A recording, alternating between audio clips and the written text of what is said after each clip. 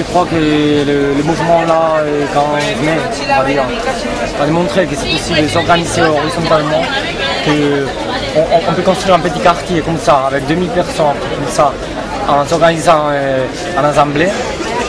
Et je crois que ça c'est une maison très très bonne. Et pour tous les gens qui croyaient que ça c'était pas possible. Parce qu'on est habitué, on est éduqué en avoir un maître, en avoir un chef, on voit toujours quelqu'un sur toi qui te demande quoi dire, quoi penser, quoi tout. Alors ici, on a montré que c'est possible de s'organiser horizontalement. Alors, pour faire que ce mouvement, ces sortes d'organisations sortent d'ici, on a constitué la commission de quartier pour essayer que ce mouvement assemblée arrive, on va dire, et essayer de s'installer dans les quartiers et dans les petits villages autour de Madrid. Alors, le samedi à midi, il y a des rassemblements en même temps dans tous les quartiers, tous les villages de Madrid, et pour essayer de se coordonner le dimanche pour constituer l'Assemblée populaire de Madrid, on va dire. Et c'est une sorte de coordination de toutes les assemblées tout autour de Madrid. Et c'est la première fois que dans cette ville, il y a des quartiers qui ont une tradition de mouvement social, des associations vécinales et tout ça. Mais ça c'est la première fois qu'un mouvement comme ça essaie de commencer à marcher, on va dire. Et moi je suis ici pour le soutenir et pour essayer pour mettre l'effort pour que tout ça puisse se coordonner.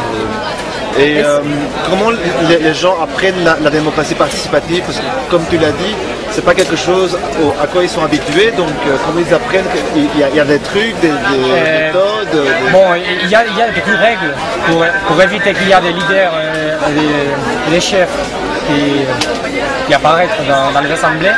Ils ont toutes les positions et tous les rôles sont rotatifs, par exemple, pour que la formation soit complètement collectivisée. Il n'y a pas des petits groupes avec une formation privilégiée, comme ça. Mais surtout en faisant des assemblées avec beaucoup de patience. Parce qu'ici, les assemblées avec 2000 personnes, c'est 4 heures, 5 heures, en répétant tout le monde les gens, la même chose. Alors les gens, ils ont démontré avoir beaucoup de patience et d'apprendre à parler et pour le collectif et pas pour ton plaisir, on va dire, pour tes forces personnelles, pour tes motifs. Ça c'est plutôt collectif, c'est ça l'humour. Et tous les gens essaient de parler pour le bon collectif. Et ça c'est, je crois, le meilleur apprentissage qu'on peut voir ici tous les soirs avec l'Assemblée générale.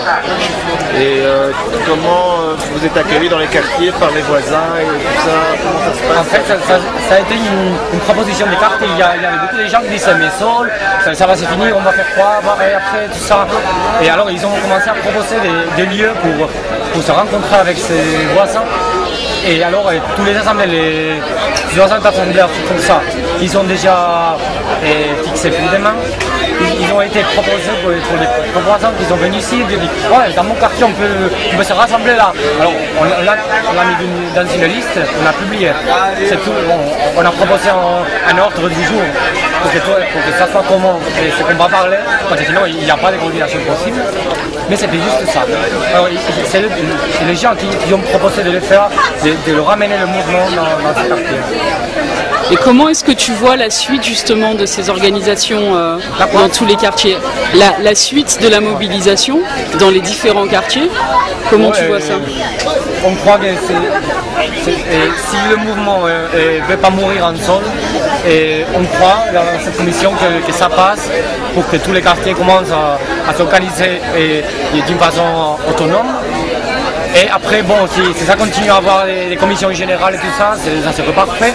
Mais pour l'instant, il y a un tissu social qui commence à travailler, à se réunir et à faire des propositions et des actions locales, mais aussi avec des problématiques, des thématiques globales. Et toi, personnellement, qu'est-ce que tu attends de cette mobilisation? Je ne sais pas, je crois qu'à Madrid, tout le monde pensait, ça fait deux semaines, que ça c'était impossible. Mais là, on a montré que c'est bien possible. Alors je ne sais pas quoi attendre. Je crois que personne ici peut savoir comment ça va se finir. Mais je crois que le monde, au moins ça m'a dit, c'est un peu mieux maintenant que ça fait 2 semaines. Alors je crois que tout ce qui vient, ça va être positif en tout cas.